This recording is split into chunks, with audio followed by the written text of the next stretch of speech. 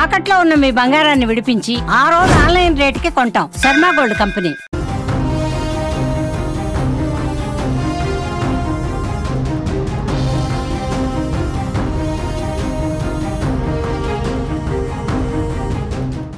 Pastor Praveen Pagadala మరణంపై suspense కు కాసేపట్లో తెరపడే అవకాశం కనిపిస్తోంది. రాజమండ్రి జీజీహెచ్ లో ప్రవీణ్ మృతదేహాన్ని పోస్టుమార్టం జరుగుతోంది. పోస్టుమార్టం రిపోర్టుపై తీవ్ర ఉత్కంఠ అయితే నెలకొంది.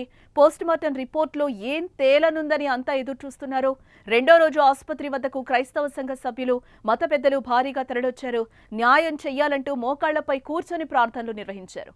ప్రమాదం జరిగినట్టు సీసీ ఫుటేజ్ బయటకొచ్చినా వారు మాత్రం ప్రవీణ్ మరణంపై అనుమానాలు వ్యక్తం చేస్తూనే ఉన్నారు.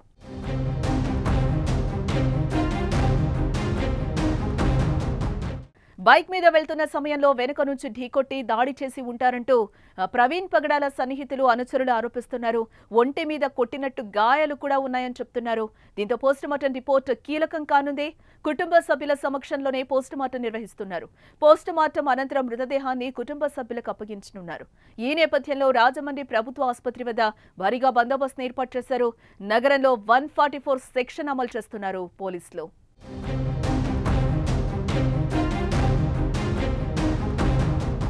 మరోవైపు ప్రవీణ్ పగడాల మృతికి కారణం ప్రమాదమా, హత్య అనే కోణంలో 5 బృందాలతో పోలీసులు దర్యాప్తు ప్రారంభించారు. ఎయిర్పోర్టు నుంచి ఘటనా స్థలి వరకు మొత్తం సీసీ ఫుటేజ్ ని పరిశీలిస్తున్నారు. హైదరాబాద్ లో నివసించే వ్యక్తి రాజమండ్రి ఎందుకు వచ్చారని, బైక్ పై ఎందుకు తిరుగుతున్నారనే విషయాలను తెలుసుకునేందుకు పోలీసులు ప్రయత్నిస్తున్నారు.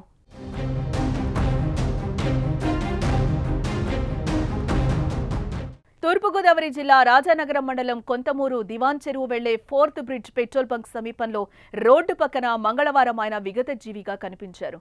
పక్కన ఆయన బుల్లెట్ వాహనం ఉంది. విజయవాడ నుంచి రాజమహేంద్రవరానికి తన బుల్లెట్ పై వస్తూ ఉండగా ఈ ఘటన చోటు చేసుకుంది. మరోవైపు హైదరాబాద్ కు చెందిన పాస్టర్ ప్రవీణ్ పగడాల ఎక్కడికి వెళ్తున్నారన్న దానిపైన స్పష్టమైన ఆధారాలు లేవు. ఈ నెల 26, 27, 28 తేదీల్లో చాగల్లలో జరగనున్న క్రైస్తవ సభలకు హాజరయ్యేందుకు ప్రవీణ్ ఇక్కడికి వస్తున్నట్లుగా సమాచారం. అలాగే హైదరాబాద్ నుంచి విశాఖ కూడా వెళ్తున్నారనే వార్తలైతే వినిపిస్తున్నాయి. అయితే నెల రోజుల క్రితమే తన ప్రాణాలకు హాని ఉందని ప్రవీణ్ పగడాల సోషల్ మీడియాలో పోస్టులు పెట్టడం ఇప్పుడు అనుమానాస్పదంగా మరణించటం అనుమానాలకు తావిస్తోంది.